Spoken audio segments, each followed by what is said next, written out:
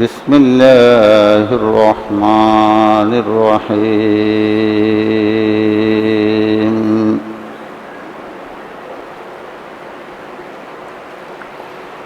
واعتصموا بحبل الله جميعا ولا تفرقوا وأيضا في شان حبيبه إن الله وملائكته يصلون على النبي يا أيها الذين آمنوا صلوا عليه وسلموا تسليما اللهم صل على محمد وعلى آل محمد كما صليت على إبراهيم وعلى آل إبراهيم إنك حميد مجيد اللهم بارك على محمد وعلى آل محمد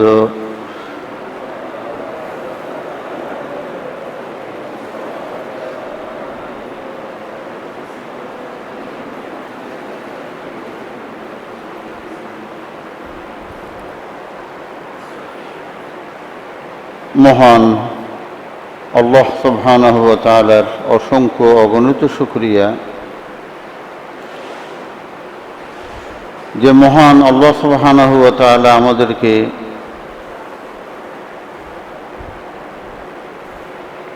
মাহে জিলহজ মাসের শেষ জুমাতে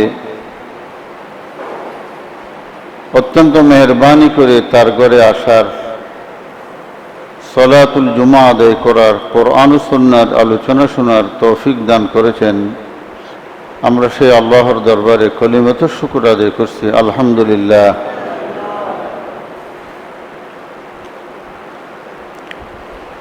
সম্মানিত হাজিরিন, আমি আপনাদের সম্মুখে কোরআনুল কারীমের একটি আয়াত কারীমা তেলাওয়াত করেছি। এই আয়াতকে সামনে রেখে একটি বিষয়ের উপর আলোচনা করব, সুন্নাত, জামাত ও ফিরকা। সুন্নাত কাকে বলে, জামাত কাকে বলে, ফিরকা কাকে বলে?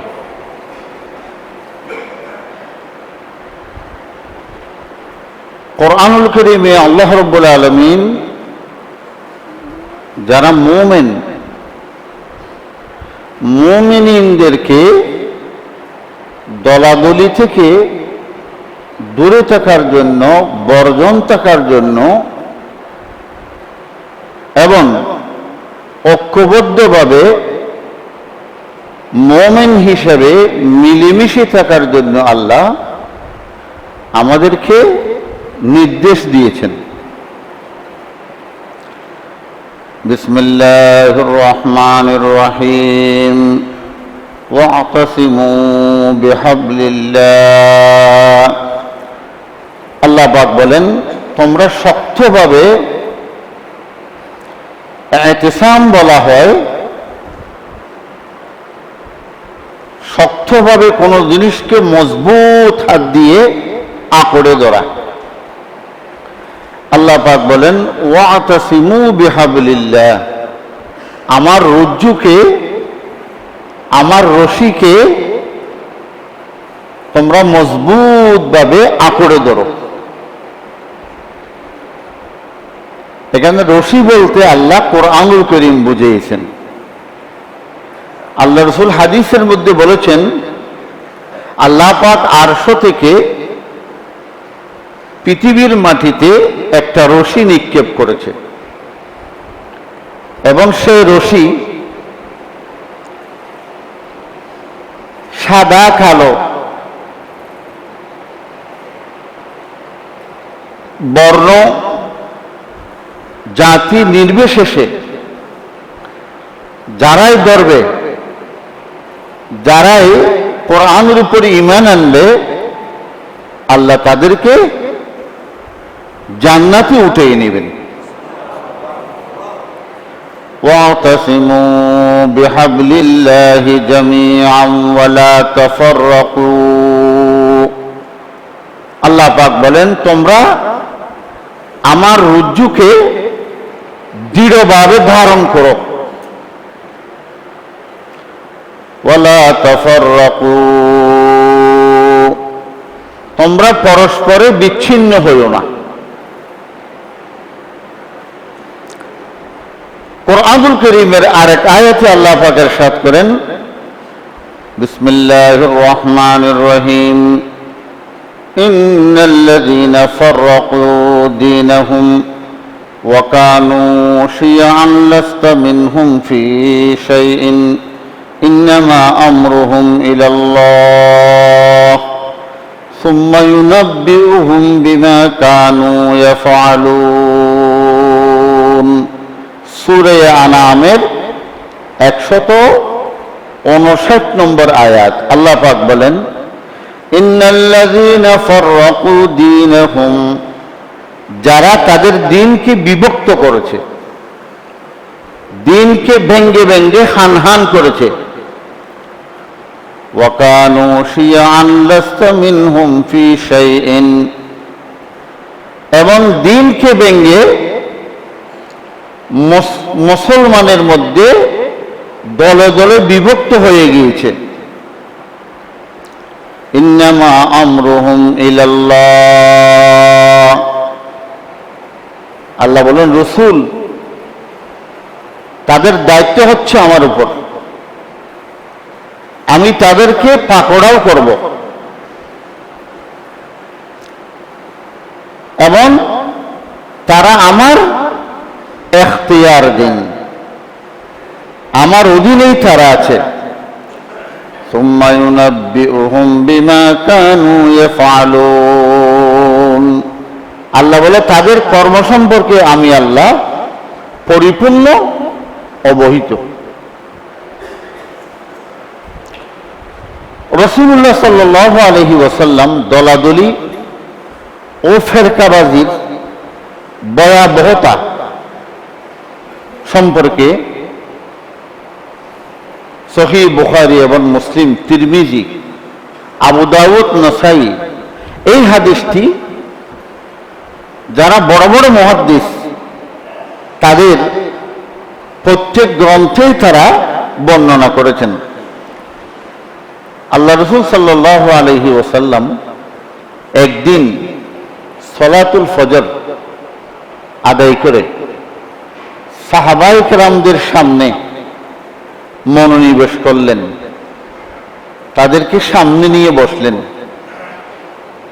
আল্লাহ রাসূলের আদত শরীফ অভ্যাস ছিল ফজরের পর, আসরের পর মুখ ফিরিয়ে জরুরি কিছু কথাবার্তা বলা। আর এমনি সুন্নাত ছিল আল্লাহ রাসূল যোহর, মাগরিব, এশা সালাম ফিরানোর সাথে সাথে মুসল্লিদের সামনে বসে যেতেন। এই সুন্নাতটি আমাদের দেশে এখনো পরিপূর্ণ কায়েম নাই। কারণ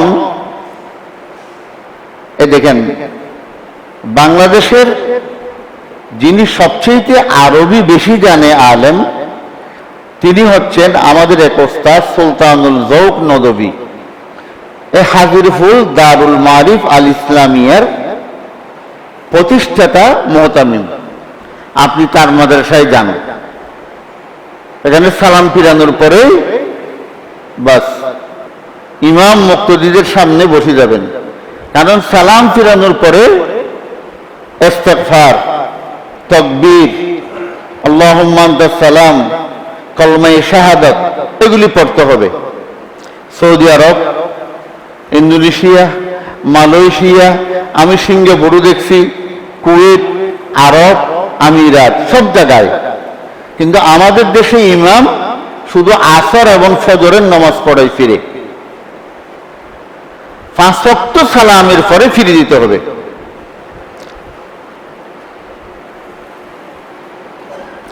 আল্লাহ রাসূল ফজরের সালাতের পরে সালাম ফিরিয়ে সাহাবায়ে কেরামদেরকে কিছু নসিহত করলেন। সাহাবায়ে কেরাম বলেন, আল্লাহ রসুলের ওই দিনের নসিহত এমন জ্বালাময় বক্তব্য ছিল, এমন হৃদয় বিদারক কথা ছিল, আল্লাহ রসুলের কথা শুনে আমাদের মন দিল আল্লাহর ভয়ে কম্পিত হয়ে গেল, কম্পন সৃষ্টি হয়ে গেল। ওয়াজিলাত মিনহাল কুলুব, আমাদের হৃদয়, আমাদের কলব কাঁপাকাঁপি করা শুরু করলো। ওয়াজারাফাত মিনহাল উয়ুন, এবং আমাদের উভয় চক্ষু দিয়ে অশ্রু বের হতে লাগলো। এক সাহাবী দাঁড়িয়ে গেলেন, ইয়া রাসূলুল্লাহ, মনে হচ্ছে আপনি আমাদেরকে জীবনের শেষ নসিহত, শেষ বিজয়ের কথাগুলি বলছেন। হে আল্লাহ রসুল, আপনি আমাদের জন্য আরো কিছু বলুন, আমরা আরো কিছু শুনতে চাই। তখন আল্লাহ রসুল বললেন, فإنه من يعش منكم بعدي فسيرى اختلافا كثيرا فعليكم بسنتي وسنة الخلفاء الراشدين المهديين تمسكوا بها وعضوا عليها بالنواجذ وإياكم ومحدثات الأمور فإن كل محدثة بدعة وكل بدعة ضلالة وكل ضلالة في النار فإنه من يعش منكم بعدي, তোমাদের মধ্যে যারা জীবিত থাকবে আমার পরে, আমি রসুল যখন দুনিয়া থেকে চলে যাব, আমার পরে তোমরা যারা দুনিয়াতে জীবিত থাকবে তোমরা দেখতে পাবে। কি দেখতে পাবে? ফাসায়ারা, অতি সত্বর তোমাদের সামনে উদ্ভাসিত হবে, তোমাদের চোখের সামনেই পর্দায় আসবে। ইখতিলাফান কাসীরান, অনেক অনেক মতবিরোধ, অনেক অনেক দলাদলি, অনেক অনেক ফেরকাবাজি।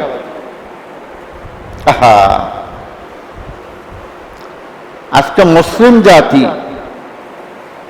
ঐক্য না হওয়ার পিছনে সবচেয়ে যে মন্ত্রটি আমাদেরকে ধ্বংস করে দিয়েছে সেটা হচ্ছে দলাদলি।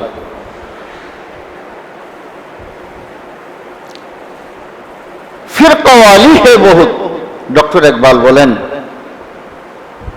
হয়তো ফিরকা অনেক আছে, লেকিন আকীদা এক হে। যদি একটা আকীদায় আমরা আসতে পারি, সেটা কি? আল্লাহ আমাদের রব, রসুল আমাদের নবী। আল্লাহু আকবার। এটাই হচ্ছে আকীদাতুল ইসলাম, ইসলামের আকীদা।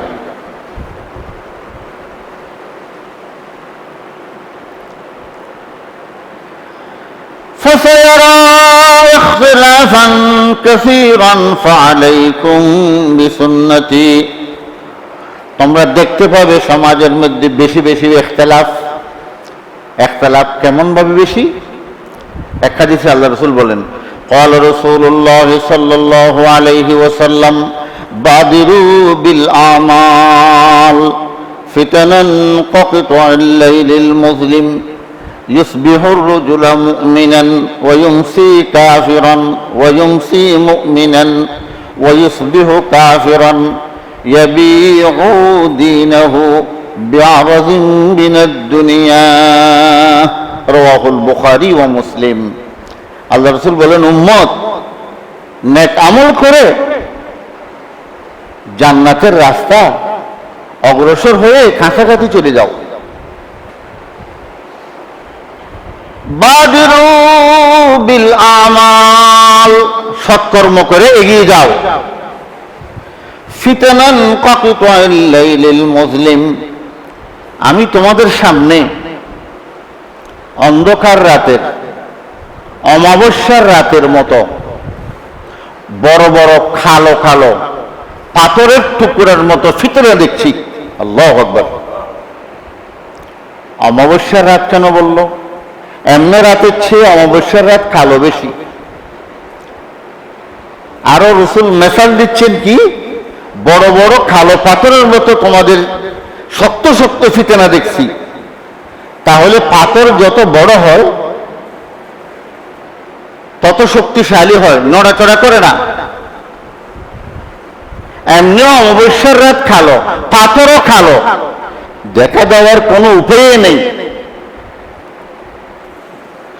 يصبح الرجل مؤمنا ويمسي كافرا হয়তো সমাজের চিত্র এরকম হয়ে যাবে সকালবেলা একজন মানুষ ইসলাম গ্রহণ করবে আর সন্ধ্যাবেলায় ইসলাম গ্রহণের পর সে আর ঠিকই থাকতে পারবে না চতুর্দিক থেকে তার উপর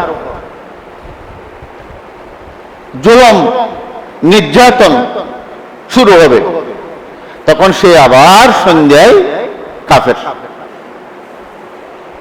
ওয়ায়ুমসি মুমিনান ওয়ায়ুসবিহু কাফিরান আবার সন্ধ্যায় মুসলিম হবে সকালবেলা কাফের হবে সাহাবায়ে কেরাম বলেন ইয়া রাসূলুল্লাহ এটা কি কারণে হবে এর কারণ হচ্ছে ইয়াবিউ দীনাহু বিআরাজিম মিনাদ দুনিয়া আল্লাহ আল্লাহ আল্লাহ আমার উম্মতের কিছু মানুষ দিন বিক্রি করবে কি বিক্রি বলেন তো দিন বিক্রি করবে এবং দিন বিক্রি করে তার বিনিময় কি নিবে হয়তো দুনিয়া দিন বিক্রি করে কি নিবে দুনিয়া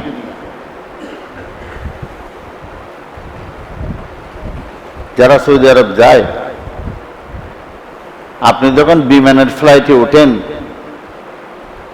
আপনার টিকিটের ভিতর সেখানে আপনার খাওয়ার টাকাও আছে 6 ঘন্টা হলে আপনাকে 2 বারই নাস্তা দিবে তো যারা ওয়ারাসাতুল আম্বিয়া একজন আলেমের জন্য 4টি জিনিস আল্লাহ এবং রাসূলের পক্ষ থেকে উম্মতকে ফ্রি সার্ভিস দিতে হবে একটা হচ্ছে জানাজা পড়ায় টাকা নেওয়া যাবে না যে আলেম জানাজা পড়ায় টাকা নেয় ওই টাকা যদি সেই খায় রক্তে চলে যায় তার রক্ত হারাম হবে আল্লাহ এবং রাসূল 4টি জিনিস ফ্রি করে দিয়েছেন 2 আকদপরি টাকা নেওয়া এটা কোথায় আছে হানিফি মাযহাবের কিতাব ফতোয়া শামিতে আছে আমি নোট করে নিয়েছি এখন তো 5,000 10,000 টাকা না দিলে এইভাবে মেলা মারে কোন মানুষ মারা গেলে জানাজা পড়ি টাকা নেওয়া এটা ফ্রি সার্ভিস ইমাম শাফি বলেন একটা মুর্দা ভাইয়ের জানাজার নামাজ পড়ে যদি তুমি বিনিময় নাও তোমার মতো দাজ্জাল তোমার মতো অমানবিক লোক দুনিয়াতে আর কে হতে পারে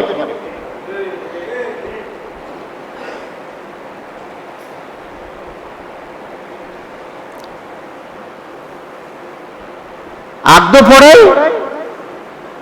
টাকা না নেওয়া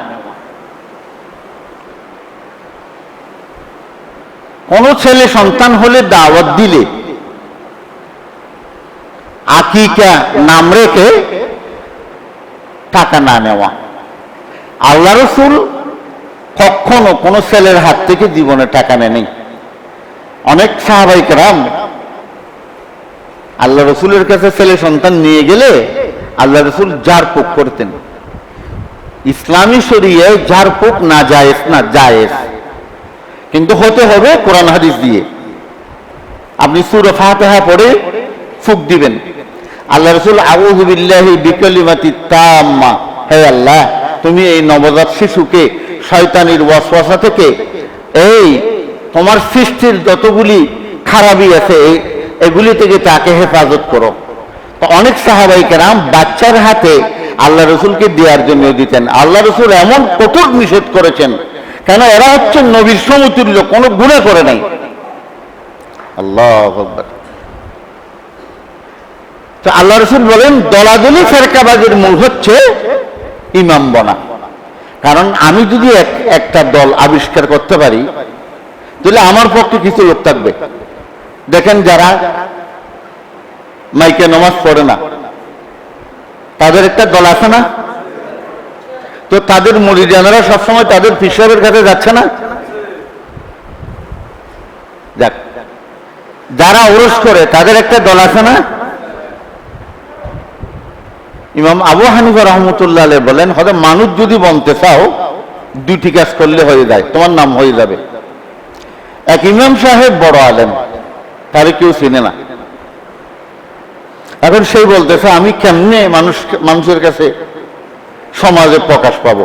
তো জুমায় খুতবা পড়ার জন্য উঠছে, খুতবা পড়াকালীন অবস্থায় প্রস্তাব করে দিয়েছে, একেবারে প্রস্তাব মিম্বর দিয়ে গড়গড়াই। এখন গোড়া এলাকাতেই তখন তিনি বললেন, জুমাকালীন নামাজ অবস্থায় যদি এরকম দাঁড়ানো অবস্থায় প্রস্তাব এসে যায় তাহলে উযু ভাঙে না।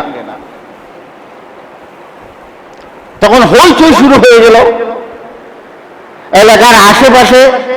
বাস, তার মানে আপনি ভালো দেখেন না, যাদের নাম হয়তো মানুষ হতে হবে, হয়তো মানুষকে মারতে হবে।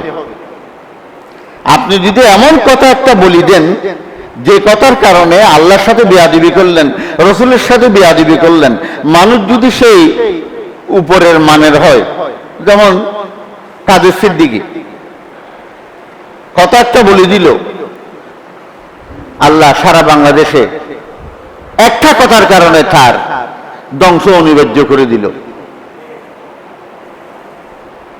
তো আল্লাহ রাসূল সাল্লাল্লাহু আলাইহি ওয়াসাল্লাম বলেন, ফেরকা ফেরকি দলাদলি করার মূল কারণ হচ্ছে এই মযহাবের, এই দলের, এই জামায়াতের যিনি নেতা হবে তাহলে সে কি হবে?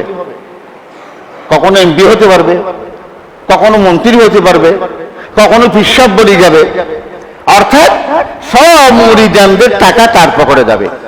সেই জন্য কোরআনুল কারীম একটা উসুল বর্ণনা করেছেন, বিসমিল্লাহির রহমানির রহিম, ইন্না কাসীরাম মিনাল আহবারি ওয়ার রুহবান লা ইয়াকুলুনা আমওয়ালান নাস বিল বাতিল ওয়া ইয়াসুদ্দুনা আন সাবিলিল্লাহ।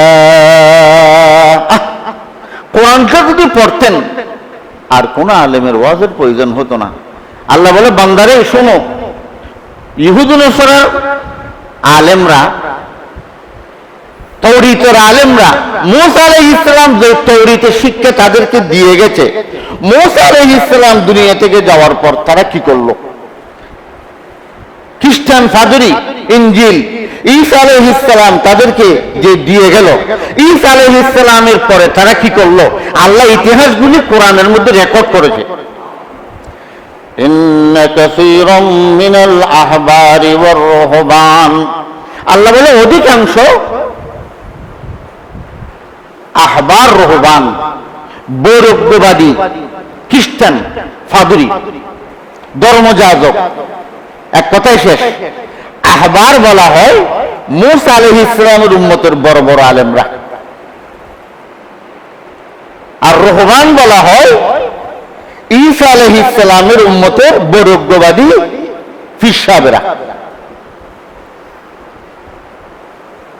আল্লাহ বলে তারা দুটো ইসলামকে বিকৃতি করেছে, কিন্তু একরকম না। দুই নবীর, দুই ফাদরি, দুইভাবে।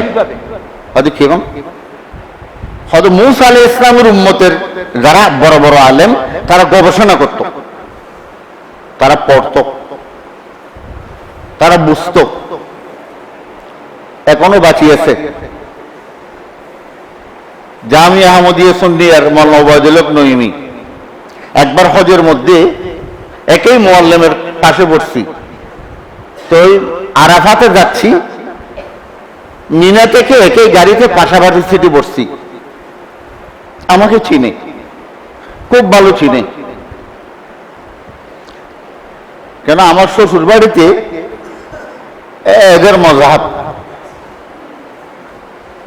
2000-তে নাম গোড়া এদের এখানে থাকে। তা আমি তাকে বললাম, আপনি এহরাম পড়ছেন? আমাকে একটা সত্যি কথা বলুন তো, আপনি তো ভালো আলেম, আসলে ভালো আলেম, আপনি বুখারী পড়াচ্ছেন আজকে 30 বছর, আসলে যে কিয়াম করেন, কিয়ামটা কি কোনো হাদিসে আছে? আরো দূরবা, এটা অতি ফালতু জিনিস। এ শব্দ এখনো বাঁচিয়েছে। এগুলিতে মানুষকে এমনি করি, এই কথার জবাব দিতে হয়নি। এই মূসা আলাইহিস সালামের উম্মতের আলেমরাও বড় বড় আলেম ছিল, টাকার জন্য মানুষকে হক কথা বলতো না। কি বলতো না? হক কথা বলতো না। আর ঈসা আলাইহিস সালামের উম্মতের আলেম যারা, তারা কোরআন হাদিস গবেষণা করতো না, এদের একটা দোষ ছিল। এখন আলেমদের এই দোষটা। আপনাকে একটা কথা বলি, কক্সবাজার, চট্টগ্রাম নয় শুধু, কক্সবাজার খবরের মধ্যে যারা উকিল আছে, উম্মতের সর্বশ্রেষ্ঠ নিকৃষ্ট দজ্জালের খবরাখবর উঠতেছে যে প্রদীপ কুমার সাহার দেখলাম যেসব উকিলেরা তারা কথা বলতেছে, তাদের চেম্বারেও দেখি আমি ডানে বামে লর বইগুলি আছে। কারণ একটা উকিল যদি লয়ার ছোটও হয়, আপনি তার রুমে গিয়ে দেখবেন কতগুলি কিতাব থাকে। আর যদি আপনি কোনো মসজিদের ইমামের রুমে যান, দেখবেন যে একটা তাবিজের কিতাব, আর কিছু পানির বোতল, আর কিছু তাবিজ লেখার এই ধরনের যন্ত্রপাতি, আর কিছু নেই। হুজুরের এইসব নেই, নামাজের পরপরে টিউশনিতে চলে যায়। আফসোস, ঠিক ঈসা আলাইহিস সালামের উম্মতের আলেমের মতো হয়ে গেছে। তারা কোরআন হাদিস পড়তো না। এখন তাদের বাপ বড় আলেম, বাপ মরার পরে সেও গতিনিশী হয়ে বড় আলেম হয়ে গেছে। এই পতাকা ছিল খ্রিস্টানদের মধ্যে, ঠিক আমাদের মধ্যেও চলে আসছে। কারণ এক বংশে, এক এলাকায়, এক জায়গায় একবার যদি কোনো কারণে একটা ফিরসা বুঝে যায়, পরবর্তীতে ওই বংশে আর ফিরগিরি যায় না। এটা ছিল খ্রিস্টানদের অভ্যাস, আমাদের মাঝে চলে আসছে। এখন তার হুজুরের লেখাপড়া করতে হয় না, তো যেহেতু দরবার হয়ে গেছে, সবকিছু সেট আপ আছে, বড় হুজুর, মেজু হুজুর, ছোট হুজুর, শাহজাদা, আমি যদি হারাম জাদাও হয়ে যায় কোনো অসুবিধা নেই, চলবে তো, দরবার মানুষ আসবে তো। এখন আমি যখন জুব্বা গায়ে দেব, মাথায় টুপি দেব, পাকুড়ি দেব, তো মানুষ তো আমাকে আলেম মনে করবে। এখন আমি তো কিতাব দেখি না, গবেষণা করি না, ফতোয়া যখন জিজ্ঞেস করবে তখন আমাকে তো একটা উত্তর দিতেই হবে। আল্লাহ বলে, এই ঈসা আলাইহিস সালামের উম্মতের খ্রিস্টান ফাদুরিরা তারা গবেষণা করতো না, লেখাপড়া করতো না, তারা না দেখেই মানুষকে মন গড়া কথা বলে দিত। কি বলতো? মন গড়া। আপনি দেখবেন না, কোনো একটা মশলা নিয়ে যদি কোনো হুজুরের সাথে কথা বলেন, আপনি যদি তাকে একটা মোবাইল বাইর করে বুখারী শরীফের হাদিস দেখান, আজকাল যুবক ছেলেরা ওই হুজুর মানবে না, বলবে না আপনারা কি বুঝেন। তা ও আপনি আমার চাইতে ভালো বুঝলে দেখান না, এখন তো নেটে সব আসছে। দাবি করবেন না, খবরদার। আলেমদেরকে সবসময় নক করুন, হুঁশিয়ার হোক। রুগী যখন মুমূর্ষু অবস্থায়, রুগীকে যখন ক্লিনিকে নিয়ে যায়, প্রথম ডাক্তারেরা চেক আপ করে। কি চেক আপ জানেন? চাবি নিয়ে অথবা কোনো শক্ত জিনিস নিয়ে পায়ের গোড়াতে এরকম করে। কারণ মানুষের রক্ত চলাচলের শেষ সীমানা পায়ের গোড়ালি এবং আঙ্গুল, সেখানে ফ্রিকুয়েন্সি আছে কিনা রক্ত চলাচল এটাই দেখে। তো হুজুরদেরকে একটু একটু টিপবেন না, বলে হুজুর আমি তো বুখারী শরীফ এরকম পড়ছি, মুসলিম শরীফে দেখতেছি, আপনি একটু আমাকে বুঝিয়ে দেন। আর হুজুর এলম আছে কিনা বেশি দূরে যাবেন না, তাকে বলবেন আপনি মোবাইলটা আপনার পকেটে রাখেন। আপনি বলতেছেন তো দৌড়াই হাদিস পড়ছেন, হ্যাঁ, তা আপনি একটা আজ থেকে এই কোরআন শরীফের আয়াতের মানি মোবাইল থেকে এরকম ধরি না, বলে হুজুর বলেন তো ওয়াদ-দুহা ওয়াল-লাইলি ইযা সাজা, দেখবেন যে কত্তাটা উপরে তুলি এইভাবে দুন মারবে রে, আমি তারা আর পাবেন না। আমাকে যে কোনো জায়গায় মসজিদে ইন্টারভেনিয়ার জন্য নিলে আমি এটা করি, নতুবা তারা মনে করে আমার সাথে যোগসাজশ হয়ে আমি তাদেরকে রাখছি। আজ আপনারা কমিটির মানুষ, যারা শিক্ষিত মানুষ, ছাঁদকে আবাসিক এরকম করছিলাম, আজ আমরা নিলে অসুবিধা হবে, তখন দলাদলি হয়। আপনারা বসেন, আগে আমরা ঠিক করি। কোরআন শরীফের এই 3টা আয়াত জিজ্ঞেস করব, আয়াতগুলো আপনাদের সামনে থাকবে, অর্থ তো এখানে আছে, আর আমি বলবো এই আয়াতের অর্থ করেন। হুজুর কিভাবে করে আর এখানে অর্থ কিভাবে লেখা আছে এটা দেখেন, তারপরে ইন্টারভিউ হয়ে যাবে। 41 জন আলেমের মধ্যে 2 জন ছাড়া সব শেষ। তো আল্লাহ বলে ঈসা আলাইহিস সালামের উম্মতের আলেমরা গবেষণা না করে মানুষকে দুটো দিয়েছে। আসা জুব্বা তাসবিহ আমামা কবির, ডক্টর ইকবাল বলতেছেন আসা জুব্বা তাসবিহ আমামা কবির না সমঝো কুই উন কফির ও ফকির। গত 15 দিন আগে নন্দন কানন আমাকে এক ব্যক্তি দাওয়াত দিল, হুজুর একটু আমার পিসাব আসতেছে, বেশি বড় আলেম, হয়তো আমার একটা বড় মুসিবত দূর হয়ে গেছিল। তখন আমি আসলাম, আমার সাথে মহব্বত আছে, হয়তো উনি মসজিদেও আছে। এমন পিসাব গিয়ে দেখলাম আমাকে দেখার পর আর কথাবার্তা বলে না, লাঠিও আছে, ফাকরি আছে, মানুষও সুন্দর। আপনি আশ্চর্য হয়ে যাবেন, এই লোকটা হচ্ছে এই মসজিদে যারা আছে এদের চাইতে সবচেয়ে নিকৃষ্ট। আলিফও চিনে না, শরীফও চিনে না। এটা আমাদের মসজিদে এই থেকে 40 বছর আগে এখানে নিচে বক্সে টাকা তুলত। এখন মাঝে মাঝে রাস্তায় শালম তারা খেলাফত দিছে আজমির শরীফ থেকে। আপনি খুব সুন্দর, আমার একদিন দেখতেছি সমিতি স্টেজের মধ্যে প্রথম চেয়ারে বসা। আপনি দেখলে চোখের মোড় পর্যন্ত এখন সাদা হয়ে গেছে, কথাবার্তা বলে না। আর হয়তো হাজার গতি এসির জন্য আফসোস, এরকম হাজার হাজার। डॉक्टर इकबाल बोलें लिबासे रहबुरी में रहजनी करती है दुनिया में, लिबासे रहबुरी में रहजनी करती है दुनिया में, अगर दुनिया में जीना हो तो कुछ पहचाने मुश्किल है। लिबासे रहबुरी হদে ভালো মানুষের পোশাক পরে রাহজানি করতি হে দুনিয়া মে। রাহজান মানে পকেট মার, মানুষের পকেট মারতেছে। अगर दुनिया में जीना है तो कुछ पहचाने मुश्किल है, যদি দুনিয়াতে তুমি জীবিত থাকতে চাও তাহলে কোনটা কি পরিচয় করো মুশকিল হয়ে গেছে।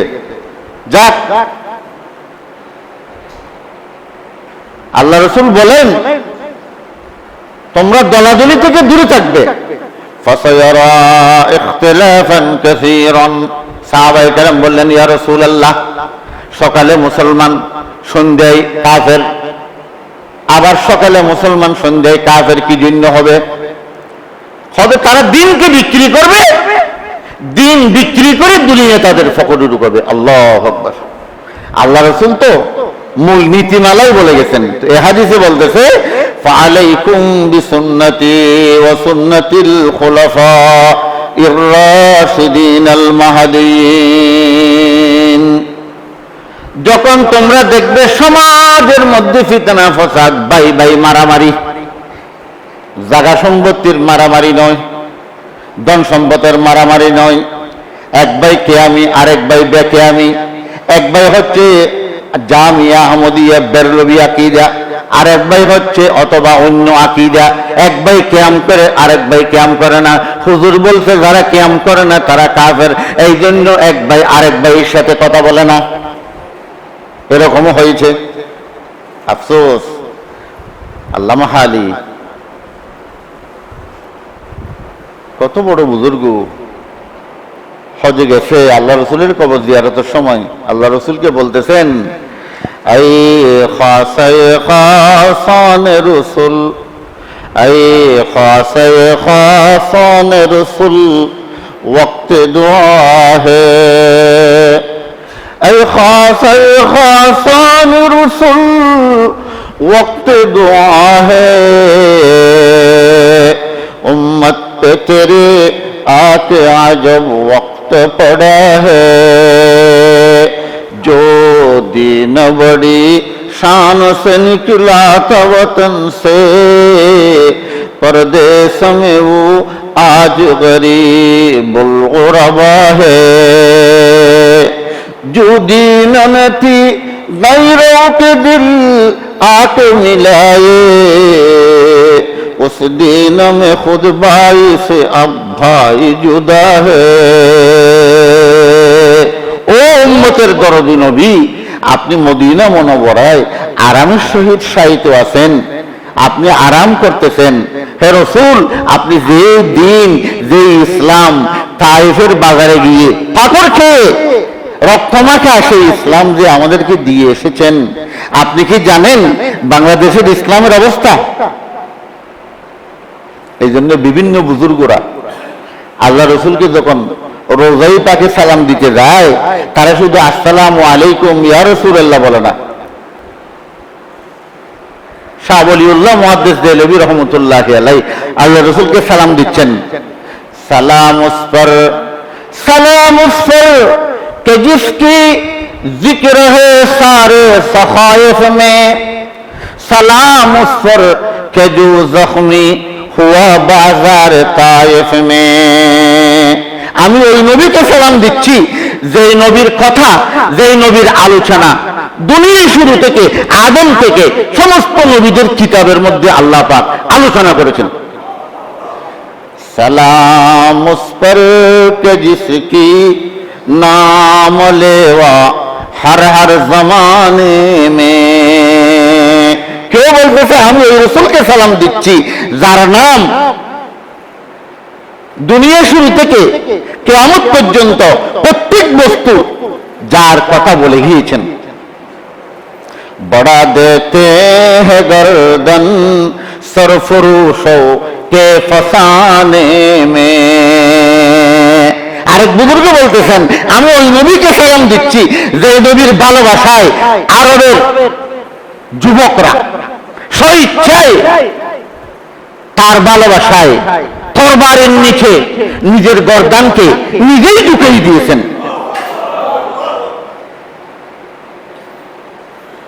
সালাম উস पर कि जिसमें दस्तगीरी की बेकसों का है। আল্লাহ আল্লাহ আল্লাহ, এটা অনেক লম্বা ইতিহাস। ও আল্লাহ রাসূল, আপনার দেওয়া ইসলাম আপনি যদি আজকে গিয়ে বাংলাদেশে যান আপনিও চিনতে পারবেন না। লা ইয়ারিদান্না আলাইয়া আকওয়ামুন আ'রিফুহুম ওয়া ইয়ারিফুনানি সুম্মা ইউহাল্লু বাইনি ওয়া বাইনাহুম ফাআকুলু। আল্লাহ রাসূল বলেন আমি যখন কিয়ামতের ময়দানে আমার উম্মতকে হাউজে কৌসারের পানি পান করানোর জন্য হাউজে কৌসারের পারে বসবো, আমার উম্মত দলে দলে আসবে, আমি তাদেরকে পান করাবো, পানি খেয়ে চলে যাবে। যারা একবার পান করবে কিয়ামত পর্যন্ত তাদের আর পিপাসার্থ লাগবে না, পান করার প্রয়োজন হবে না। এইভাবে আসতেছে যাচ্ছে আর একটা বিরাট দল, বিরাট বাহিনী আসতেছে। ফেরেশতারা তাদেরকে আড়াল দিয়ে দিল, ব্যারিকেড দিয়ে দিল। ফেরেশতারা বলে আপনারা যেতে পারবেন না। আল্লাহ রাসূল তাদেরকে চিনতেছে। আল্লাহ রাসূল বলেন আরিফুহুম ওয়া ইয়ারিফুনানি, এই পাহারাদার ফেরেশতারা, আমি তো তাদেরকে চিনতেছি। উনি মাওলানা নাসিরউদ্দিন অমুক মসজিদের ইমাম, উনি অমুক পীর সাহেব, আমি তো চিনতেছি, আসতে দাও।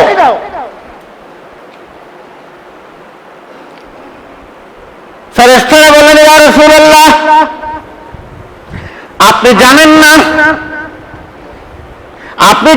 না, আপনি দুনিয়ায় থেকে আসার পরে আপনার ইসলামকে তারা পোস্টমার্টম করেছেন। কেউ ইসলামকে 1 হাত থেকে 1.5 হাত করেছে, কেউ ইসলামকে 1 হাত ছিল অর্ধেক করে ফেলেছে। এটা কেমন? একটা ছোট মেসাল দিই, দাঁড়িয়ে রাখা সুন্নত। দাঁড়িয়ে রাখা কি কতটুকু সুন্নত? যতটুকু দেখলে একজন মানুষ দূর থেকে দাঁড়িয়ে রাখছে। কোন ফুকাহায়ে কেরাম বলেছেন 1 মুষ্টি রাখা সুন্নত। এই কথাটাও সত্য। বিশেষ করে আল্লাহ রাসূলের সাথে বেশি বেয়াদবি করতেছে বর্তমান যুবক ছেলেরা। নামাজও পড়ে, 1 সপ্তাহ 1 রকমের দাড়ি, আল্লাহর লানত করবে। 100টা মেয়ের সাথে জানা করা আর রাসূলের একটা সুন্নত নিয়ে এই ধরনের উপহাস করা সবচেয়ে মারাত্মক বেয়াদবি।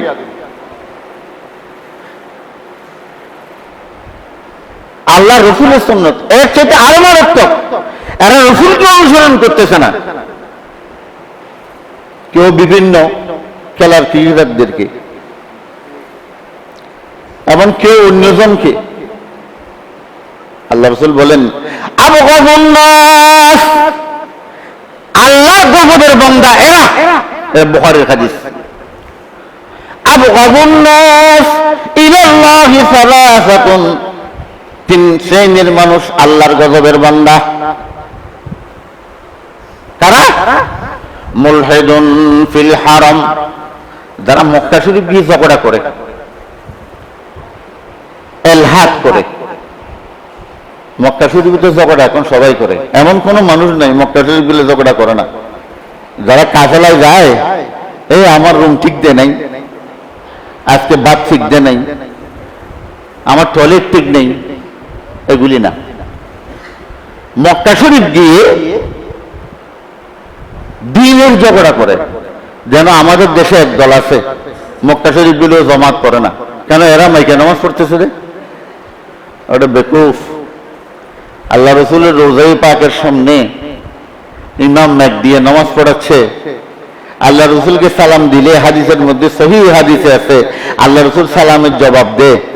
আল্লাহ রাসূল কবরে জীবিত, তাহলে এরকম একটা যদি গুনার কাজ সেখানে হতো, বদদুয়া দিয়ে মেশিন তো এমনি বন্ধ হয়ে যেত।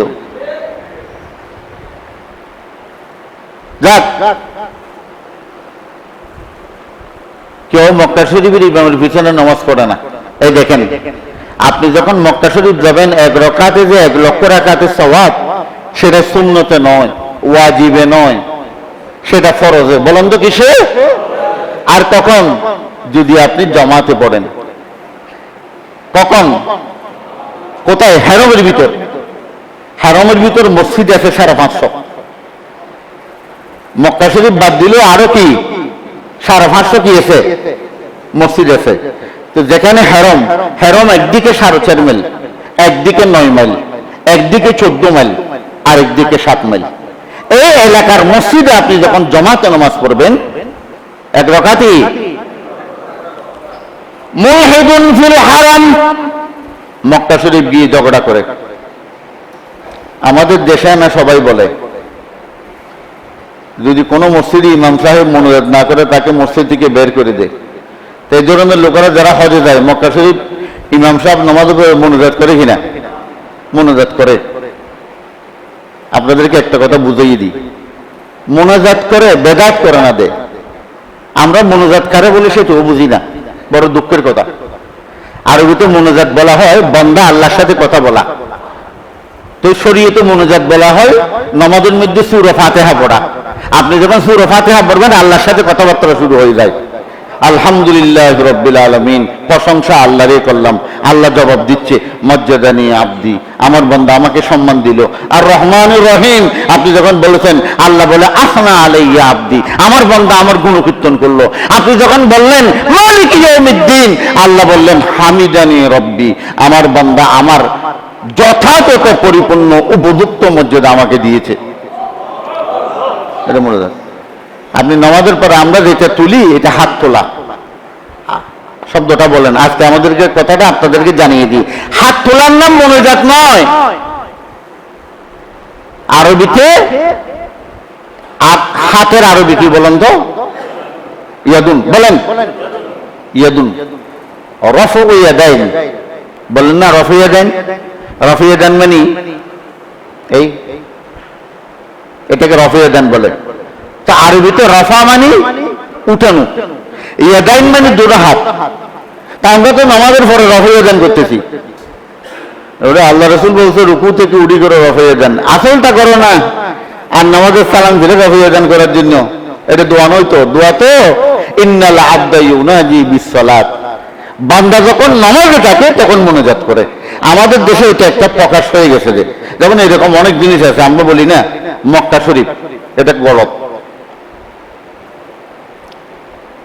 তো কি বলবেন? মক্কাতুল মুকাররমা বলেন। মক্কা কি? মুকাররম। মুকাররম মানে বহু সম্মানিত এবং পবিত্রতম এলাকা। মদিনাতুল মুনাওয়ারা বলেন। আমরা যে কোরআন শরীফ বলি এটাও ঠিক না।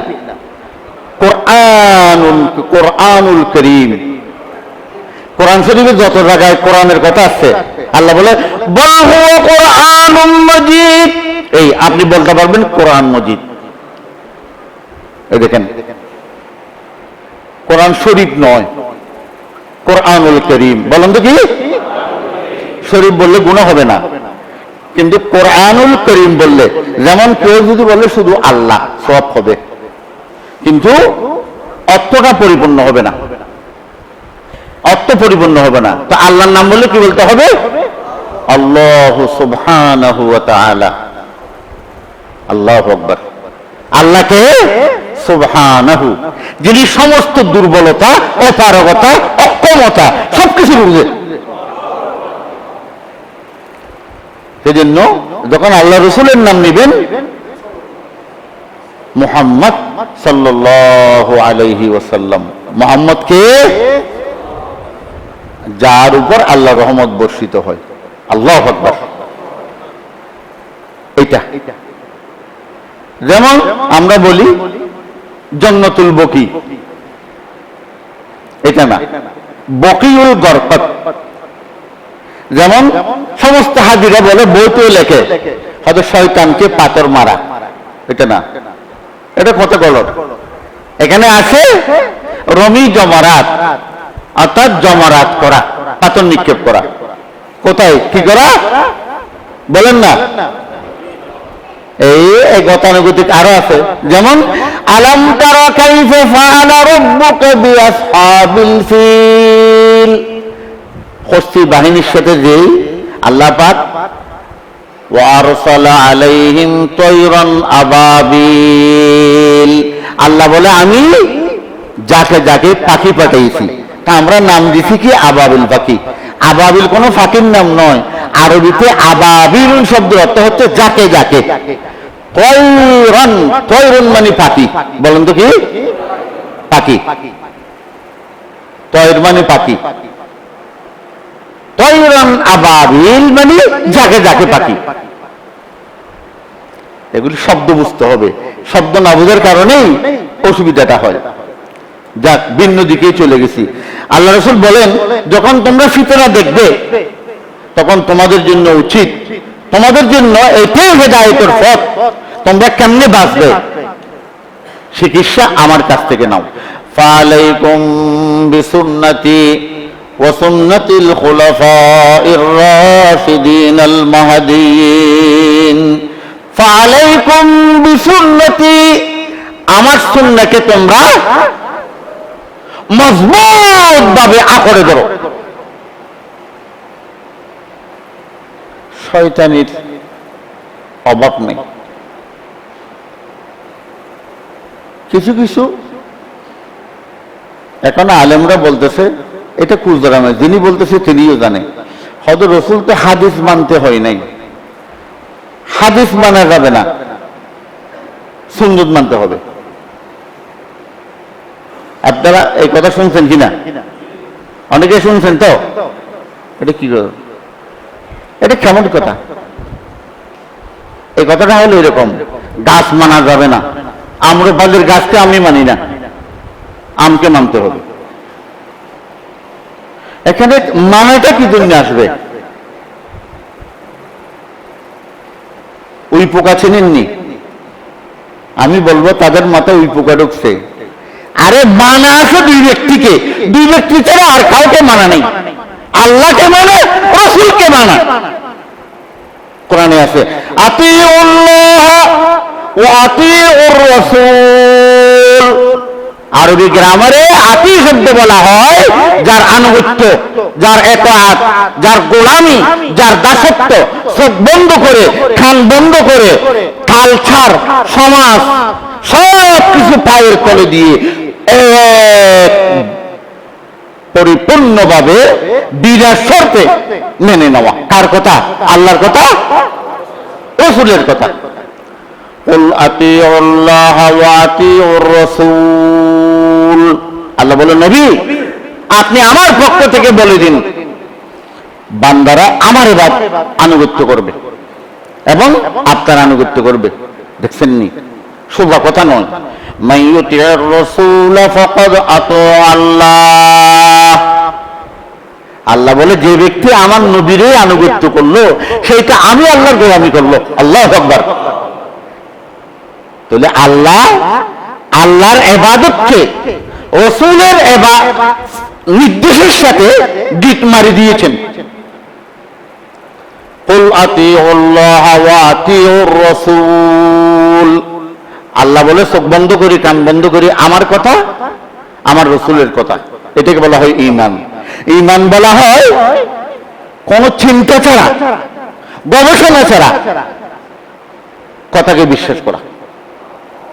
তাসদীকুন নবী বিমা জাআ।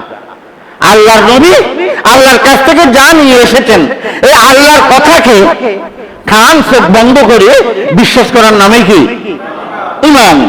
जाते हो कहाँ यारो, जाते हो कहाँ यारो, मरते हो कहाँ जाकर, ईमान कहीं है तू इकरार मोहम्मद में। जाते हो कहाँ यारो, मरते हो कहाँ जाकर, ईमान कहीं है तू इकरार मोहम्मद में। अरे बंधु যাচ্ছে কোথায়, তুমি করছো কি? ঈমান কাকে বলা হয়? ঈমান আল্লাহ যা নবীর কাছে পাঠিয়েছেন চোখ বন্ধ করে এই কথাকে, নবীর কথাকে মানার নামই হচ্ছে ঈমান।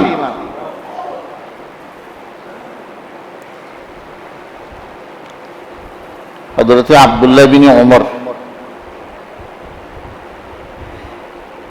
ওমরের বেটা, আবার ওমরের নাতির নামও আব্দুল্লাহ বিন ওমর।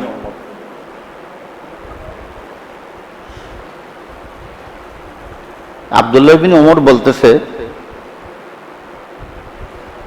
ওমরের বেটা বলতেছে, মহিলা জুমার নামাজে এমনি জমাতে মসজিদে যেতে পারবে?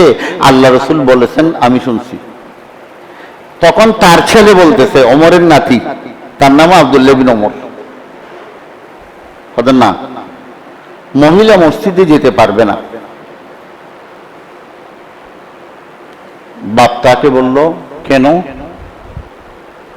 সমাজের অবস্থা এখন আগের মতো নেই। ইফটিজিং আস্তে আস্তে একটু একটু শুরু হচ্ছে। নিরাপত্তার অভাব। শোনো, তুমি নিরাপত্তার অভাব এই কথাটা আমাকে আগে না বলে যেতে পারবে না এই কথা কেন বলছো? আমি তো বর্ণনা করতেছি হাদিস, রসুল বলতেছে যেতে পারবে, আর রসুল বলছে পারবে, তুমি রসুলের বিপরীত বলছো পারবে না। এরপরে তিনি 13 বছর বেঁচে ছিলেন, নিজের ছেলের সাথে এক শব্দ বলে নেই। তুমি নবীর সাথে কি করেছো? সমাজের দোয়াই কালচার, এটা তুমি সরে বলতা। আমি যখন হাদিস বলতেছি তুমি হাদিসের বিরোধিতা করতেছো। আল্লাহু নাযালাল হাদিস, আল্লাহু আহসানা নাযালাল হাদিস। আল্লাহ বলে আমি হাদিস আসমান থেকে অবতীর্ণ করেছি তোমাদের জন্য। ওগুলি শয়তানি কথা যারা বলে, এরকম শয়তানি আমরাও করতে পারি। আল্লাহ তো কোরআন শরীফের নামাজ পড়ার কথা বলছে, কোরআন শরীফে কি আটকাই আসেনি? একদল যারা আরেক দলের বিরোধিতা করে, একবার সার্কিট হাউসে এক বিরাট মহাসম্মেলনে, নাম বলবো না, এক বক্তা বলতেছে আল কোরআনের আলো ঘরে ঘরে যে আলো, যারা বলে তারা শিরিক করে। কেন? এই কথা বলতে হবে আল কোরআনের আলো, আল হাদিসের আলো, দুটোটা বলতে হবে। আসলে যারা আল কোরআনের আলো বলে তারা কি হাদিসকে বাদ দিচ্ছে? কোরআনের ভিতরে হাদিস নেই, হাদিসের ভিতর কোরআন নেই, তো কথার উদ্দেশ্য বুঝতে হবে না? তো এই কথাটা কেন বললো? ये कुजरामी नहीं है टिपिर और क्या है, ওই কুজরামি। তখন বলতেছে আল্লাহ তো কোরআন শরীফের নামাজের কথা বলছে। তো নামাজ পড়তে হলে আমাদের দেশে একটা দল আছে আহলুল কোরআন, আহলে হাদিস যেরকম একটা দল, আহলুল কোরআনও আছে। বলেন যারা আহলে হাদিস এরাও শয়তান, আর যারা আহলুল কোরআন এরা আরো বড় শয়তান। তো আহলে হাদিস এরা শয়তান, কারা শয়তান? যারা মাযহাবের ইমামদেরকে গালি দিবে। ওই আহলে হাদিস আল্লাহর জান্নাতের একমাত্র জান্নাতি দল, যারা সহিহ আহলে হাদিস, অর্থাৎ সহিহ হাদিসকে মানবে। আপনি 4 দিন, সালিসা, কিয়াম, মিলাদ, কোরআন যত আছে, এই আহমদীয় সুন্নিয়া থেকে একটা কিতাব বাড়িয়েছে, এগুলো সব হাদিস দিয়ে তারা দলিল দিছে। এগুলি কি হাদিস? হ্যাঁ, হাদিস না। ওফি রাওয়ায়াতিহি বাইনবিয়ারি, ওফি রাওয়ায়াতিহি মুলাবিয়ারি, এরকম বানাই বানাই একটা কিতাব লিখছে। কারণ সবাই জানে যে কোনো একটা দলিল বানাতে হলে জাল দলিল কেমনে তৈরি করতে হয় সেই প্রসেসিং জানতে হবে। এই জন্য যারা শিরিক করে এরও হাদিস থেকে শিরিক বের করে, যারা মাজারে গিয়ে সেজদা দেয় এরও বলতেছে হাদিসে আছে সেজদা দেয়। তাহলে এই হাদিসকে আপনি মানবেন নাকি? তাহলে বলেন সহিহ আহলে হাদিস বলেন। হাদিস যদি সহিহ হয় সেটা ইমাম আবু হানিফার মাযহাব, ইমাম শাফির মাযহাব, ইমাম মালিকের মাযহাব, ইমাম আহমদ ইবনে হাম্বলের মাযহাব। আহলে কোরআন একদল আছে আমাদের দেশে, যারা আহলে কোরআন এরা হচ্ছে মেজবান্ডারিরা।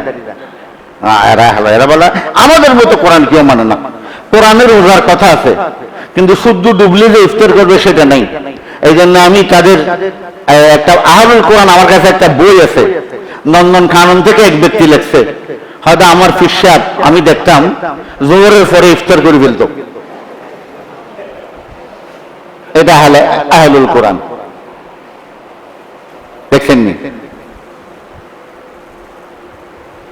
আপনি এদিক সেদিক কোথায় যাবেন? সেজন্য আল্লাহ রাসূল বলতেছেন কোথাও যেও না।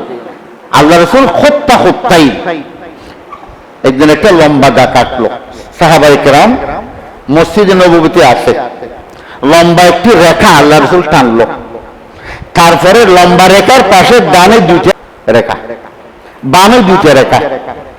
আল্লাহ রাসূল বলেন হাযা সিরাতি, এই সোজাল লম্বা রেখাটা আমি রাসূলের রাস্তা। আর ডানে বামে যেগুলি দেখছো 2টা এগুলি শয়তানের রাস্তা। এগুলি কি? শয়তানের রাস্তা। আপনি মেইন রোডে থাকবেন, যতই যানজট হোক মেইন রোডে বেশিক্ষণ থাকে না। অনেক মানুষ আছে না, বেশি চালাকি করে ভিতরে ভিতরে যায়, ছোট রোডে যদি জাম হয়ে যায় তাহলে আপনি যে 3 দিন বসে থাকবেন। বুদ্ধিমানের কাজ হচ্ছে যানজট হলে মেইন রোডে থাকা। তা আল্লাহ রাসূল বলেন, আমি তোমাদেরকে একটা মেইন রোড দেখিয়ে দিচ্ছি, ফালাইকুম বিসুন্নতি, আমার সুন্নতকে আঁকড়ে ধরবে। কেউ যদি বলে এই কাজটা সুন্নাত, তাহলে তাকে প্রমাণ করতে হবে। কি দিয়ে প্রমাণ করবে?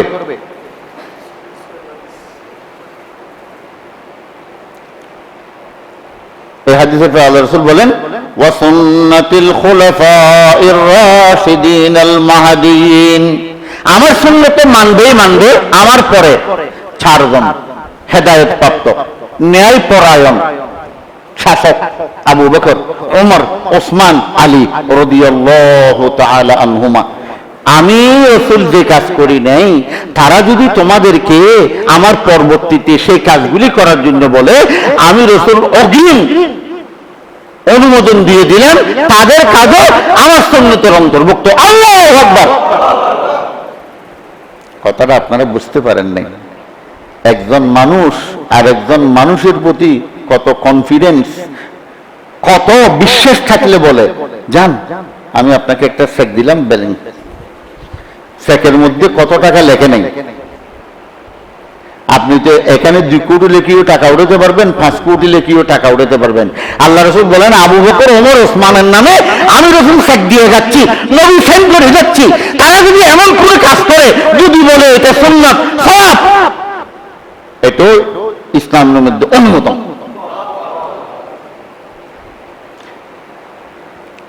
दुनिया सदाकत में तेरी नाम रहेगा, सिद्दीक तेरी नाम से इस्लाम रहेगा। दुनिया अदालत में तेरी नाम रहेगा, फारूक तेरी नाम से इस्लाम रहेगा। दुनियाई सखावत में तेरी नाम रहेगा, उस्मान तेरी नाम से इस्लाम रहेगा। डॉक्टर इकबाल বলতেছেন, হে আবু বকর, কিয়ামত পর্যন্ত সাদাকত, সততার, ন্যায়নিষ্ঠতার জগতে ইসলামের গায়ের উপর আবু বকরের নাম লেখা থাকবে। কিয়ামত পর্যন্ত তোমাকে আমরা বলবো না ইসলামের জন্য তুমি এত খেদমত করেছেন। মদিনা মুনাওয়ারাতে আপনারা যখন আল্লাহ রাসূলকে সালাম দেওয়ার জন্য যান, আল্লাহ রাসূলকে সালাম দেওয়ার পরে পাশে কে আছে বলেন তো? আবু বকর।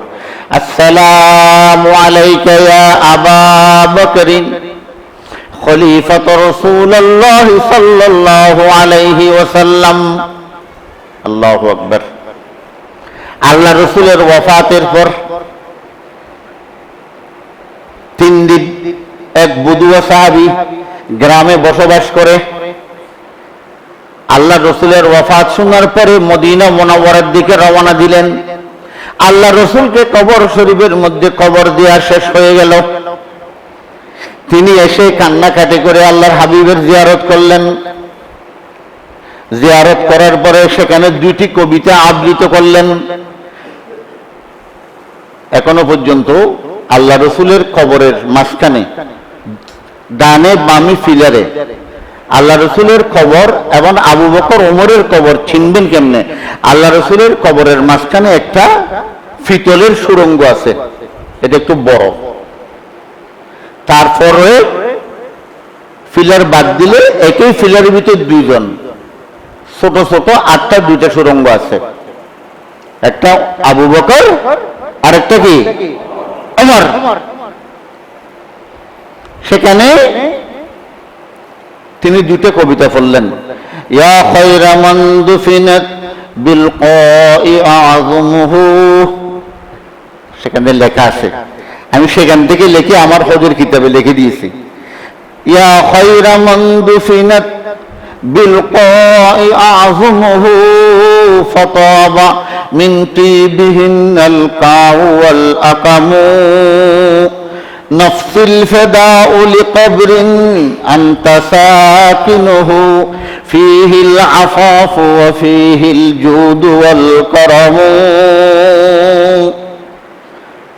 ইয়া খায়রা মান দুফিনাত, হে সর্বশ্রেষ্ঠ ব্যক্তি যাকে এই মাটির নিচে শায়িত করা হয়েছে, বিলকাই আযমুহু, টিলা পাহাড়ের নিচে, ফাতাবা মিন তিবিহিনাল কাউ ওয়াল আকামু, আল্লাহু আকবার।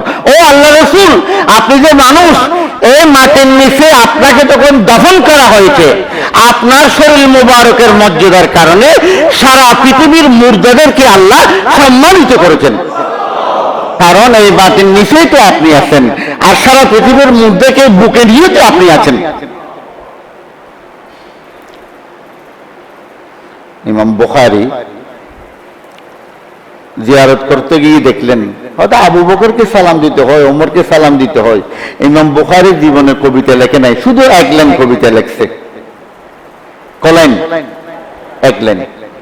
হয়তো এখানে তো তাদেরকে সালাম দিতে হয়, তখন ওই আরবি ইবারতটা দেখে ছন্দ মিলিয়ে তিনি একটা বললেন, ওয়াসাহিবাকা লা আনসাহুমা আবাদান, আল্লাহু আকবার, মিন্নিস সালামু আলাইকুম মা জারাল কলমু ওয়াসাহিবাকা লা আনসাহুমা আবাদান।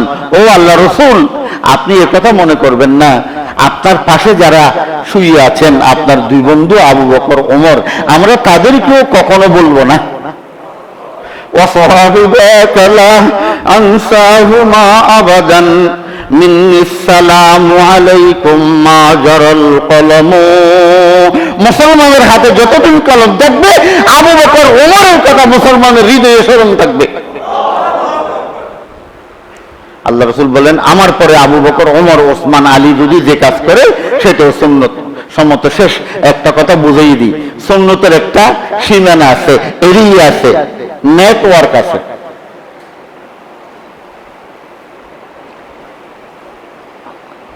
তিনটি আল্লাহ রাসূল, সাহাবায়ে কেরাম, তাবিঈন, তবে তাবিঈন, এই পর্যন্ত যদি কেউ কিছু করে শরীয়তের ভিতর, জিনিসটা যদি মুস্তাহাব এবং সুন্নত প্রয়োজন হয়, তাহলে জায়েজ আছে। তাহলে একটা কথা বলি, দুনিয়া থেকে সর্বপ্রথম সাহাবী যিনি, শেষ সাহাবী, যার পরে আর সাহাবী ছিলেন না, শেষ সাহাবী মারা গেলেন হযরতে আনস। বলেন তো কে? আনস। আনসের মৃত্যু হচ্ছে 90 সনে। কত সনে? 90 সনে, 90 হিজরিতে। তা আনস হচ্ছে সাহাবী। এরপর তাবী, যারা রাসূলকে দেখে নাই, সাহাবীকে দেখেছে। তাবী সবচাইতে যিনি শেষ তাবী, তার মৃত্যু হচ্ছে 170 হিজরিতে। এবং তবে তাবী যিনি একেবারে শেষ মৃত্যু, তার মৃত্যু হচ্ছে 220 হিজরিতে। বলুন তো কি? 220 হিজরিতে। তো কোন একটা কাজ যদি 220 হিজরির পরে হয়, এটা শরীয়ত অনুমোদন করবে না। কি করবে না বলেন তো? কেন? আল্লাহ রাসূল বলেছেন, সুন্নত হবে আমার কাজ, সাহাবায়ে কেরামদের কাজ, অর্থাৎ খুলাফায়ে রাশিদের কাজ। আর খুলাফায়ে রাশিদা করে নাই, কিন্তু ইজমাই সাহাবী কোন কারণে ইজতিহাদ করে গবেষণা করে অধিকাংশ সাহাবী একমত হয়েছে, সে কাজটি সুন্নত। তাহলে 220 বছরের পরে কিয়াম আবিষ্কার হয়েছে 700 বছর আগে। আপনি যে মিলাদ পড়তেছেন, মিলাদ আবিষ্কার হয়েছে এই থেকে 600 বছর আগে। ওরস আবিষ্কার হয়েছে 250 বছর আগে। এইভাবে তাহলে এগুলো তো ইসলামের কিনে একবারের মধ্যে নাই, আরো বিয়েতে নেই। আপনি কোত্থেকে পেলেন? এগুলি আমাদের জানা দরকার। সেজন্য আল্লাহ রাসূল বলেছেন ওয়া ইয়াকুম, এটাকে তাহযীর বলা হয়। আমরা বলি না এই বাঘের থেকে ভালো করে পালাবি, আল্লাহ রাসূল খবরদার ভালো করে পালাবা। ওয়া মুহদাসাতিল উমুর, নতুন নতুন উদ্ভাবিত ইবাদত থেকে। ইবাদতে ইজতিহাদ নাই। আজকে একটা কথা আপনাদেরকে আমি জানিয়ে দিই, মৃত্যু পর্যন্ত কথাটা মনে রাখবেন, তখন আর মাযহাব নিয়ে কথা নিয়ে ইখতিলাফ হবে না। ইবাদত নির্ধারণ হয় ওহীর মাধ্যমে। বলেন কিসের মাধ্যমে? ওহীর মাধ্যমে। কেউ যদি বলে এই জিনিসটা ইবাদত, তাহলে কি লাগবে বলেন? দলিল কিসের? ওহীর। ওহী দুই প্রকার, ওহী মতলুব, ওহী গায়রে মতলুব। হয়তো আল্লাহর কোরআন, হয়তো নবীর হাদিস। যাক, বুঝিয়ে দিলাম। আর ইজতিহাদ হবে মুআমালাতে। মুস্তাহিদ মাযহাব কিসের জন্য দরকার? মাযহাবের ইমামদেরকে অনুসরণ করা আমাদের উপর কর্তব্য। কিসে? মুআমালাতে, লেনদেন, জীবন বীমা, দৈনন্দিন নিত্য নতুন যেগুলি সমস্যা, মসজিদে ফ্যান চলবে কিনা, কোনো গুনাহ হবে কিনা, মসজিদে বিদ্যুৎ লাইন দেওয়া যাবে কিনা। আচ্ছা, তৃতীয় নম্বর লেটেস্ট যাকাত। আগে ফ্ল্যাট বাড়ি ছিল না, এগুলির যাকাত কিভাবে? বড় বড় ইন্ডাস্ট্রিজ, এগুলির যাকাত কিভাবে নির্ধারণ হবে? ডেইরি ফার্ম, এগুলির যাকাত কিভাবে নির্ধারণ হবে? মরণোত্তর চক্ষুদান, মানুষকে রক্ত দেওয়া, এগুলি জায়েজ হবে কিনা? এই মুআমালাত। মুআমালাত মানে লেনদেন। এগুলির জন্য কিসের দরকার? ইজতিহাদের দরকার, মাযহাবের দরকার। ইবাদতের জন্য কি নাই? বলেন না, ইবাদতের জন্য ইজতিহাদ নাই। কেউ যদি ইবাদতে ইজতিহাদ করতে যায়, সে কাফের হয়ে যাবে। ইবাদতে কিসের ইজতিহাদ? আমরা যেরকম নামাজ পড়ছি, রাসূল নামাজ সেভাবে মদিনা শরীফে পড়ে নাই। রাসূল আমিনও বলছে, কখনো কখনো বলে নাই। রাসূল প্রতি রাকাতে রফায়ে দান করছে, কখনো কখনো করে নাই। সেই জন্য চার মাযহাবই হোক। বলুন তো কি চার মাযহাবই কি হোক? আপনি যখন কোনো অসুবিধায় পড়বেন, যেমন একটা বুড়া মানুষ মুসিবতে পড়ল, শীতকাল, তাহলে আপনি মোজা পরবেন, মোজার উপরে উযু করার সময় মোছে করবেন। দেখছেন তো আপনার জন্য ইসলাম কত রহমত। মোজা খুলতে হবে না, 3 দিন 3 রাত পর্যন্ত এইভাবে চলতে পারবেন, উযু ভাঙবে না। যেমন আপনার শরীর থেকে রক্ত পড়তেছে, রক্ত যদি গড়াইয়ে পড়ে, ইমাম আবু হানিফা রাহিমাহুল্লাহ বলেছেন উযু ভেঙে যাবে, ইমাম শাফি বলেছেন উযু ভাঙবে না। তাহলে আপনি যদি দেখেন অসুবিধা না হয়, কাছে পিছু যদি পানি পান, তাহলে উযু আরেকবার করে ফেলবেন, সন্দেহ দূরীভূত হয়ে যাক। আর যদি অসুবিধা হয়ে যায়, জমা শুরু হয়ে যাচ্ছে, অসুবিধা নাই, আপনি নামাজ পড়ে নেবেন, যেহেতু ইমাম শাফির মত আছে। ইমাম শাফি কথাটি হাদিস থেকে বলছে। কথাটা বুঝতে পারছেন? এক, শাফি মাযহাবে কোন মহিলার সাথে যদি গা লাগে, উযু করার পর উযু ভাঙবে না, না উযু ভেঙে যাবে। আর ইমাম আবু হানিফার মত হচ্ছে উযু করার পর কোন মহিলা কোন পুরুষের সাথে যদি মোলাকাত করে, উযু ভাঙবে না। ইমাম আহমদ, ইমাম আবু ইউসুফ বলে, হয়তো আমাদের উস্তাদ ইমাম আবু হানিফা এটা কি ধরনের কথা বললো, এটা আমাদের ভালো লাগতেছে না। এরা দুজনের একমত হয়ে গেছে, হয়তো কোনো মহিলা অর্থাৎ মসসুন নেশা, কোন মহিলার সাথে পুরুষ যদি গা বেঁধে যায়, হয়তো তাকে আবার উযু করতেই হবে। এই কথাটা ইমাম শাফির। ইমাম আবু হানিফা বলেন তাকবীরে তাশরিক 9 তারিখের ফজর থেকে 10 তারিখের আসর পর্যন্ত ইমাম মোহাম্মদ, ইমাম আবু ইউসুফ বলে মাদ্রাসার প্রত্যেক ছেলেরা জানে, হবে না 9 তারিখের ফজর থেকে 13 তারিখের আসর পর্যন্ত। তো হানিফি মাযহাবের একটা নীতিমালা হচ্ছে যে কতটা ইমাম আবু হানিফা বলছেন, তার দুইজন বড় ডান হাত বাম হাত শাগির্দ ইমাম মোহাম্মদ, ইমাম আবু ইউসুফ, তারা যদি দুইজন একমত হয়ে একটা কথা বলে আর ইমাম আবু হানিফার কথা ঠিকই না, অর্থাৎ দুইজনের কথাই কি হলো, শক্তিশালী হলো। একজন আমরা ডাক্তারদের বোর্ড বসাই না রোগের জন্য, কথাটা বলেন না, হ্যাঁ, এটা হচ্ছে বোর্ড। ইবাদতের জন্য গবেষণা নেই, এগুলো নিয়ে ফিতনা ফসাদ দলাদলি করবেন না। সমস্ত মুসলমানকে মুসলমান মনে করবেন, কাফের মনে করবেন না। আর যারা শিরিক করবে আর যারা বেদাত করবে তাদের দায়িত্ব আল্লাহর উপর, এদের ঈমান আছে। কিন্তু ঈমান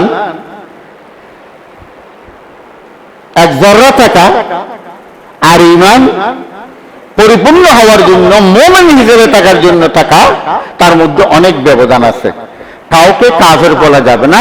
কেউ যদি লা ইলাহা ইল্লাল্লাহু মুহাম্মাদুর রাসূলুল্লাহ বলেন, হুমাইনিকে কাফের বলা যাবে কিনা, মক্কা শরীফের ইমাম সাহেব তৎকালীন সৌদি আরবের তারা ফতোয়া দিয়েছিল, হয়তো তারা শিয়া, যদি তারা একথা মনে করে আল্লাহ রাসূল নবী নয়, আলীও সবচেয়ে বড় নবী, তাহলে কাফের। যদি তারা একথা মনে করে আল্লাহ রসুলের পরে নবুয়ত আসতেছে, আল্লাহ রসুলের পরে খেলাফত আসতেছে আবু বকরের উপর, কিন্তু তারা বলে না, চক্র করে দিয়ে দিছে আবু বকরকে, আসলে আল্লাহ রসুল দিয়ে দিছে তার পরিবারকে। আপনারা একটা শুনেন না পঞ্চতত্ত্ব, ওদিন আমাদের নতুন মেয়র সুজন সাহেব হওয়ার পরে কোথাও একটা মনোরোধ করতেছে, হয়তো আল্লাহ পাক পঞ্চতন, পাক পঞ্চতনকে আমি নিজেও বুঝি না, কারণ এতগুলি এখনো পর্যন্ত কোরআন হাদিস শেষ করতে পারে নাই, এত কুজরা মুজরা এগুলি কিতাব, এগুলি করে কি লাভ, জীবন তো নষ্ট হয়ে যাবে। কি পাক পঞ্চতন তন্ত্রতন, এগুলি সব শয়তানি কথা, এগুলি শিয়াদের থেকে আসছে, ইরানিরাই বলে। তো ইমাম হুমায়ুনিকে পর্যন্ত তারা কাফের বলে নাই।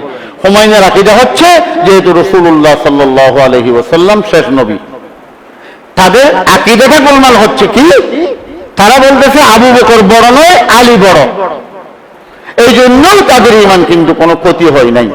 তাহলে আমরা যেগুলি নিয়ে ইখতিলাফ করতেছি এগুলি তো এরকম বিষয় না। যিনি আমিন বড় করে বলে সেও জান্নাতে যাবে, যিনি ছোট করি বলে সেও জান্নাতে যাবে, এবং এই দুটো নিয়ে যারা ফাসাদ করবে সেও জাহান্নামে যাবে। আল্লাহ আমাদেরকে হক কথা বোঝার তৌফিক দিন।